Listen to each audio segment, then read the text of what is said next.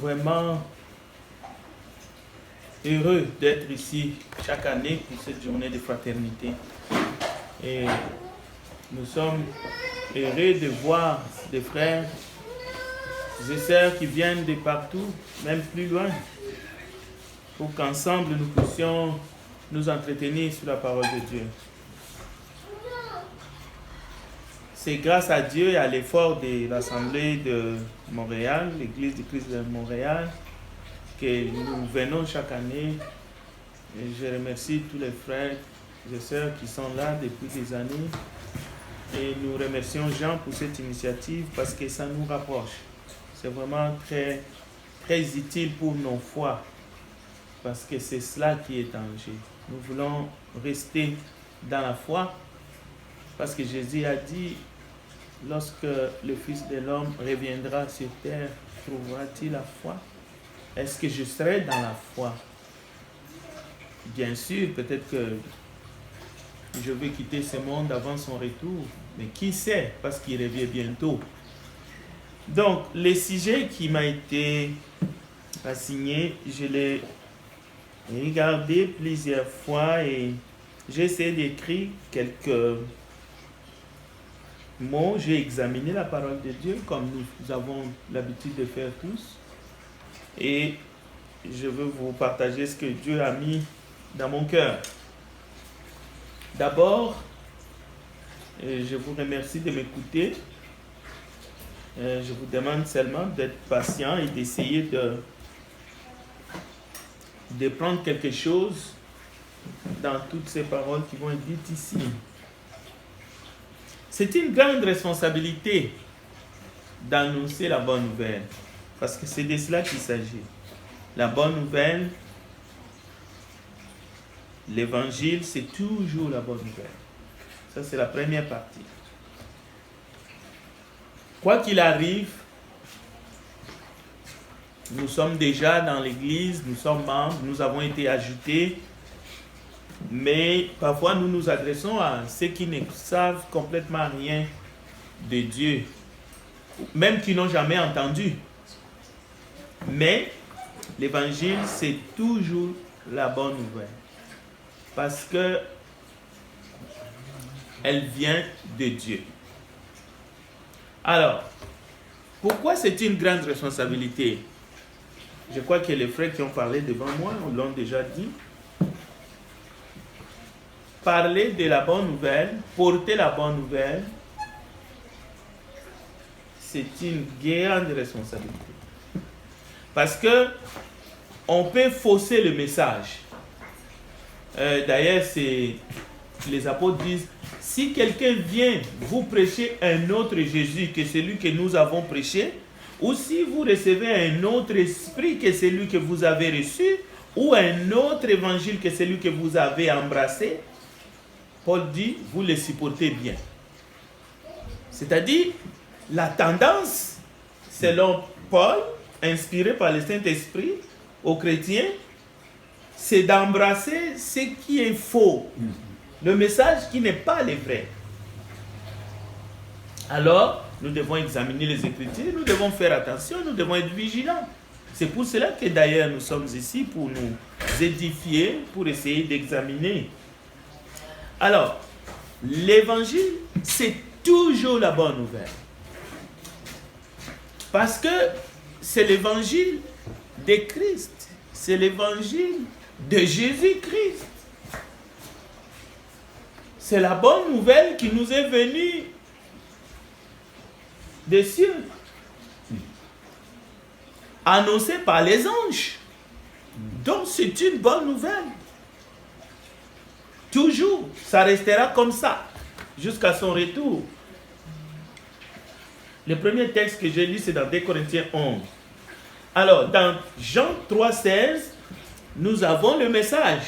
Car Dieu a tant aimé le monde qu'il a donné son Fils unique, afin que quiconque croit en lui ne périsse point, mais qu'il ait la vie éternelle.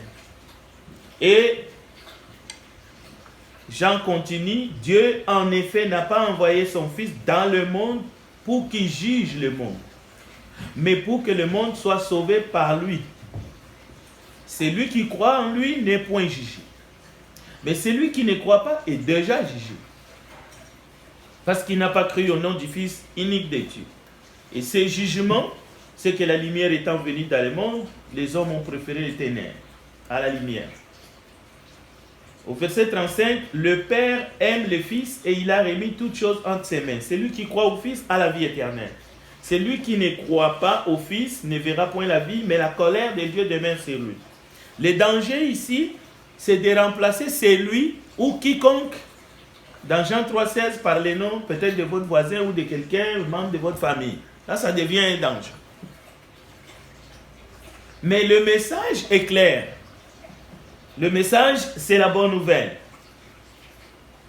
Donc, Paul disait aux chrétiens de Corinthe, nous n'avons pas à juger ceux du dehors.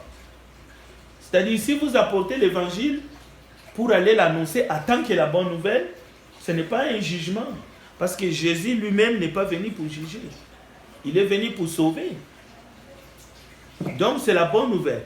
Maintenant, si vous êtes déjà membre du corps du Christ, là, c'est une autre affaire. Parce qu'il y a la vie de la sanctification, il y a si tu vois ton frère, si ton frère a péché, va vers lui, ainsi de suite. L'Église est capable de prononcer même un jugement. Mais toujours pour faire revenir le chrétien qui pêche et qui se répand, qu'on puisse l'accueillir comme dans 1 Corinthiens 5, c'est lui qui a pris la femme de son père. Ça c'est un autre affaire. Mais même là encore, l'évangile demeure pour tous, pour nous tous, pour le monde entier, parce que Dieu a tant aimé le monde, la bonne nouvelle. Un grand problème que nous pouvons remarquer tous, c'est que de plus en plus dans le monde, les gens ne croient plus à la Bible. Bon, pas la Bible comme livre, mais on a inculqué à nos enfants, on a inculqué à cette société, à travers l'éducation ou l'instruction, les universités, qu'un Dieu véritable, personnel, possédant toute puissance, toute justice, un Dieu parfait, n'a probablement jamais existé. Alors les gens ont ça dans la tête.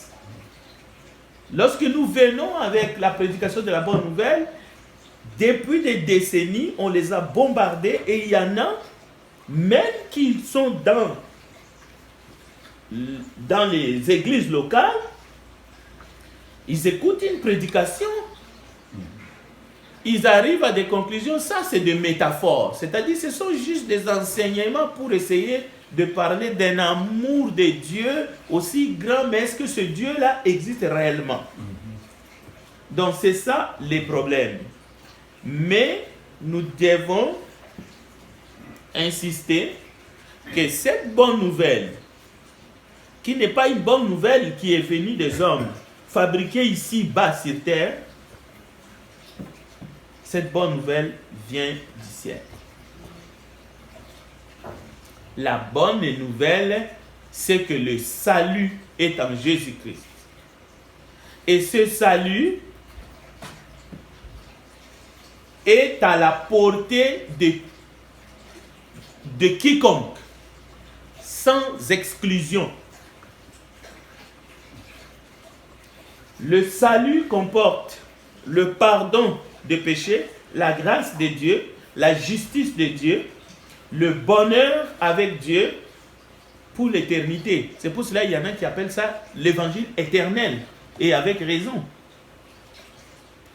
Parce que la quête du bonheur que les mondes cherchent ici-bas, vous savez, dans les choses du monde, dans le matériel, vous savez que cette quête-là ne donne pas les fruits escomptés. Même si une âme refuse le don gratuit de Dieu à l'humanité, Dieu continue à l'aimer. C'est ça la bonne nouvelle.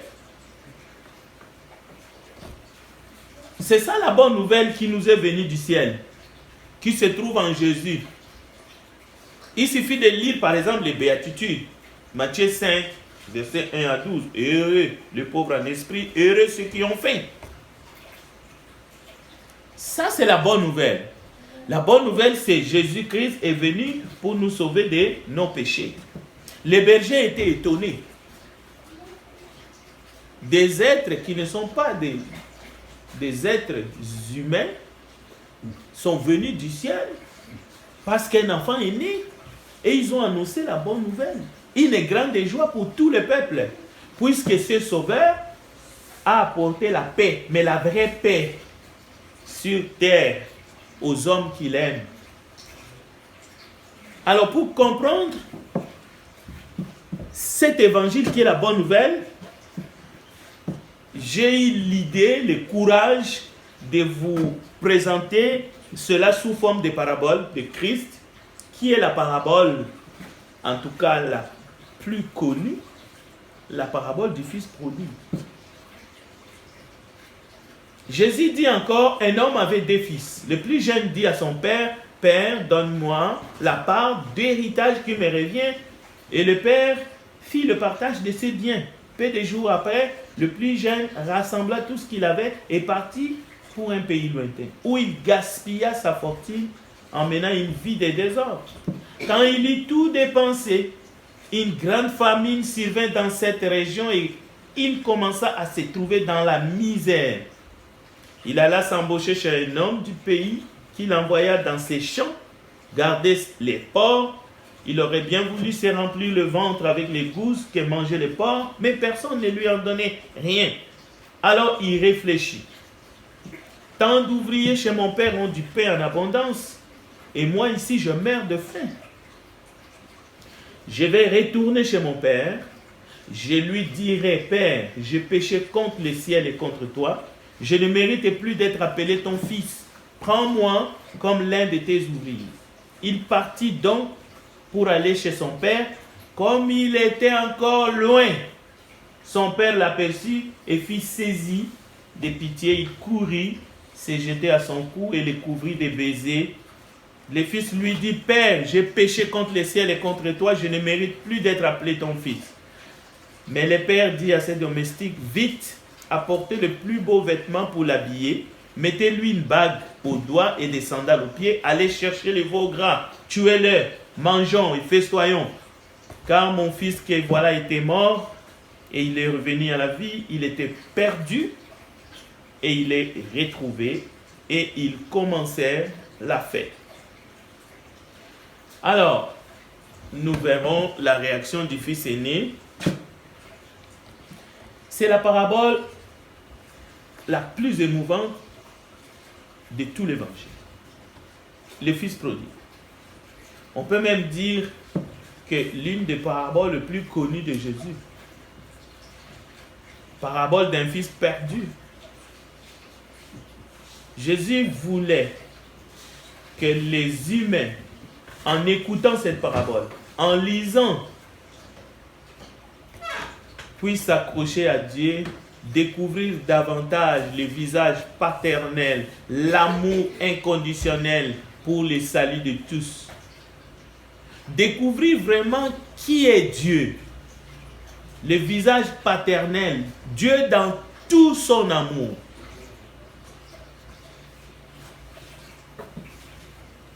L'homme a toujours cherché son épanouissement, comme ses fils cadets. Il quitte la maison, il s'envole, ainsi de suite. Mais le bonheur véritable, il ne l'a pas trouvé là où il est allé. Peut-être que même quand il était dans la maison de son père, il ne voyait pas, il ne comprenait pas. Il ne savait même pas que tout ce qui appartenait à son père lui revenait. Même le fils aîné aussi ne le savait pas.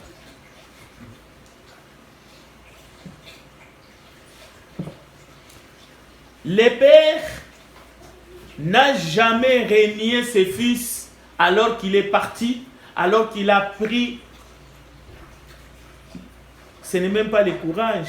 Il a blessé son père en demandant du vivant de son père une partie de son héritage. Mais le Père ne régnera jamais l'amour qu'il porte envers son Fils.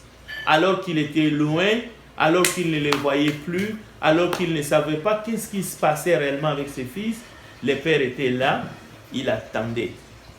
Il attendait et il est allé plus loin. Il pensait déjà que ses fils étaient morts. Famine, misère, débauche, puis je meurs. Voilà les mots pour décrire la dépravation de ses fils. Mais c'est de l'amour du Père qu'il s'agit. Que pensez-vous? L'évangile, pourquoi il est une bonne nouvelle? Parce que nous voulons entrer au ciel. La porte du paradis nous soit ouverte. Non. C'est parce que Dieu nous aime tant. Quelqu'un a dit, l'évangile nous révèle en effet que Dieu ne nous aime pas seulement malgré nos nombreux péchés envers lui ou contre lui, qui font obstacle à sa grâce, selon nos raisonnements. Non. Dieu nous aime à cause de nos nombreux péchés qui suscitent sa compassion à notre égard. Regardez la réaction du Père lorsque le fils aîné ne veut pas rentrer dans la fête. Il dit non, il fallait que tu entres parce que ton frère, que voici, était mort. Il est revenu à la vie. C'est nos nombreux péchés qui suscitent la compassion de Dieu, qui stimulent sa miséricorde, et Dieu n'attend que nous puissions revenir, que l'humanité, que les hommes et les femmes, que tous les gens que nous connaissons, les membres de nos familles, Dieu est en attente que chacun revienne vers lui. Dieu est miséricordieux. Dieu est compatissant. Il est lent à la colère. Le jeune homme que le Père tient dans ses bras alors qu'il est revenu, il s'est repenti, il a dit, j'irai vers mon Père. Aujourd'hui, qui que vous soyez, imaginez le plus grand pécheur que vous n'avez jamais rencontré. S'il décide de retourner vers le Créateur, son Père, qui a déjà sacrifié son propre Fils. C'est pour cela l'autre parabole, si nous avions du temps, c'est le parabole du vigneron. Des vignerons infidèles.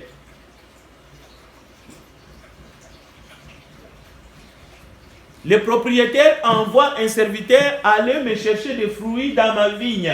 Il prend le vigneron, ils vont les frapper, mais vraiment, il les laisse à demi-mort. Celui-ci retourne, le maître dit, je vais envoyer d'autres. Il envoie les autres. Le même scénario. Là, il dit, je vais envoyer mon fils bien-aimé. Peut-être, ils verront que c'est mon fils. Ils auront peur. Ils vont les préserver. Ils tuent le fils. C'est pour cela, l'amour du Père est incompréhensible. Comment tu peux... Au fait, c'est un père insensé. Quel père peut réagir de la sorte? On a tué, on a frappé le serviteur, le travailleur de la vigne, et tu prends ton propre fils bien-aimé et tu l'envoies. Et on le tue. Mais c'est ce que Dieu a fait. C'est pour cela que l'évangile est la bonne nouvelle. Parce que Dieu a sacrifié Jésus-Christ, son fils unique. Donc l'évangile, c'est la bonne nouvelle. Et l'évangile déjà, quand vous lisez Jean 15, verset 1 jusqu'au verset 3, qu'est-ce que nous voyons? On parle de la mort de Jésus. On parle de son ensevelissement. C'est ça l'évangile. Et nous devons les retenir comme ça. Sinon, notre foi est vaine. Et on parle de sa résurrection. Cela veut dire, dans le message de l'évangile, il y a la mort. Dans le message de l'évangile, il y a les sacrifices que Dieu a fait. Il y a l'ensevelissement et il y a la résurrection. Et dans le message de l'évangile, lorsque il faut reconstituer l'évangile, c'est-à-dire vous voulez passer de la mort à la vie, vous devez mourir avec Jésus-Christ dans l'eau du baptême. Sinon, vous n'allez pas entrer dans la famille de Dieu. Vous ne serez pas admis. Parce que le sang de Jésus doit vous purifier de tous vos péchés. Imaginez ce jeune homme s'il avait décidé de rester là où il était. En train de nourrir les porcs, alors que lui-même il a envie de manger la nourriture pour porcs, mais personne ne lui donne. Est-ce que le père allait cesser, son père allait cesser d'être le père d'amour qui voulait son retour, qui aimait son fils cadet inconditionnellement, mais qui aimait aussi le fils aîné? Donc, c'est la miséricorde de Dieu, c'est l'amour du Père qui ramène à la vie des êtres morts. Nous étions morts dans nos péchés. Alors, lorsque nous apportons l'évangile, lorsque nous annonçons l'évangile, comment peut-on condamner un mort? Comment peut-on juger un mort spirituel? C'est envers les morts que nous annonçons l'évangile. Mais Dieu a fait de sorte qu'ils peuvent entendre le message de l'évangile. Ils peuvent, la foi peut naître en écoutant le message de l'évangile, parce qu'il y a la puissance dans l'évangile. Ils peuvent confesser Jésus-Christ et se faire baptiser pour le pardon de leurs péchés. Et voilà, ils obtiennent le pardon de leurs péchés. C'est la prédication de Pierre. Les jours de la Pentecôte. Donc, Dieu n'est pas seulement le créateur. Oui, il a créé toutes choses. Il nous a créés à son image, à sa ressemblance. Mais Dieu est notre Père qui, par amour, nous a créés libres. Et nous a dotés du pouvoir de choisir de l'aimer ou de ne pas l'aimer. De recevoir le message de l'évangile ou de le rejeter. Mais il nous a donné aussi la force de désirer. Nous pouvons désirer les choses de ce monde, les choses qui, depuis la chute d'Adam, ne mènent nulle part. Mais nous pouvons choisir, nous pouvons désirer d'être avec le Christ, même lorsqu'il reviendra, mais au siècle des siècles. Mais en acceptant juste la grâce, sa grâce. Donc, chaque être humain a ces devoirs-là. Il doit faire un choix, mais il faut qu'il écoute l'évangile. Et il doit désirer les choses célestes. Il y a encore une chose.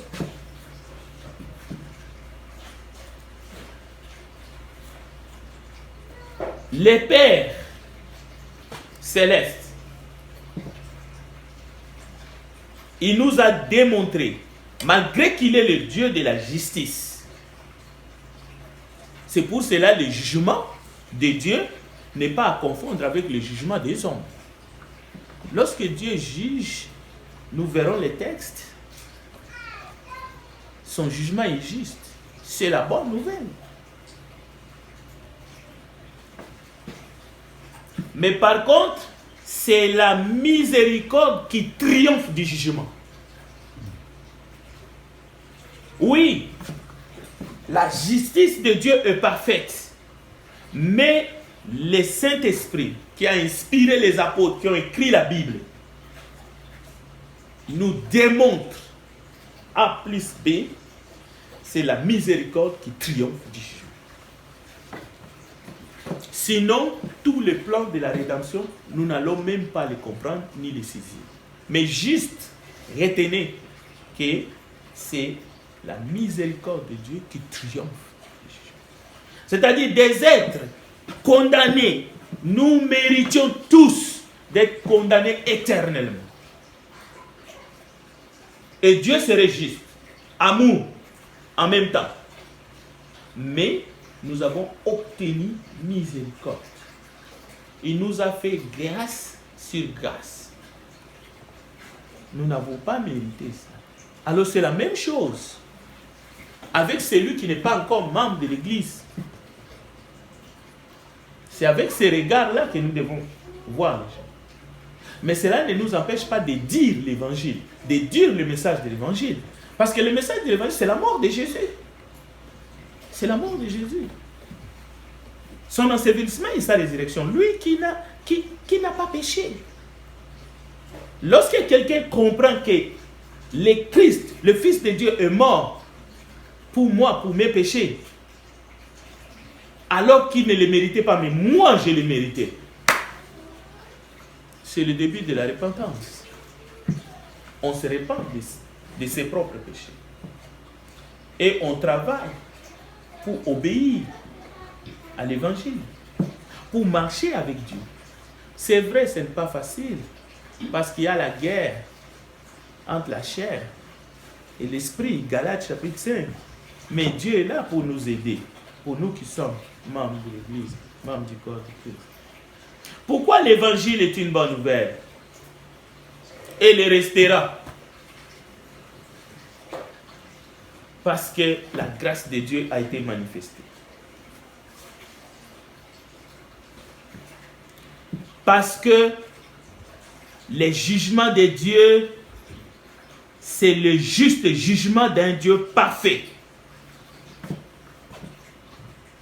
Mais dans tout cela, si vous lisez 2 Thessaloniciens chapitre 1, verset 6 à 10, il est dit ceci. C'est une preuve du juste jugement de Dieu pour que vous soyez jugés dignes du royaume de Dieu pour lequel vous souffrez. Car il est de la justice de Dieu de rendre l'affliction à ceux qui vous affligent et de vous donner à vous qui êtes affligés du repos avec nous, lorsque le Seigneur Jésus apparaîtra du ciel avec les anges de sa puissance, au milieu d'une flamme de feu pour punir ceux qui ne connaissent pas Dieu et ceux qui n'obéissent pas à l'évangile de notre Seigneur Jésus-Christ. Ça, c'est le contenu du message. Mais l'évangile, c'est la bonne nouvelle à cause de ce que Jésus-Christ a fait sur la croix et il est venu dans le monde pour sauver les pécheurs dont je suis le premier. Et ça, je ne l'ai pas mérité et personne ici l'a mérité. Et même ceux qui deviendront chrétiens demain et après-demain, il n'y a personne qui ne les mérite. Donc, l'évangile, c'est toujours la bonne nouvelle pour quiconque croit. Et d'ailleurs, c'est une puissance pour le salut de quiconque croit.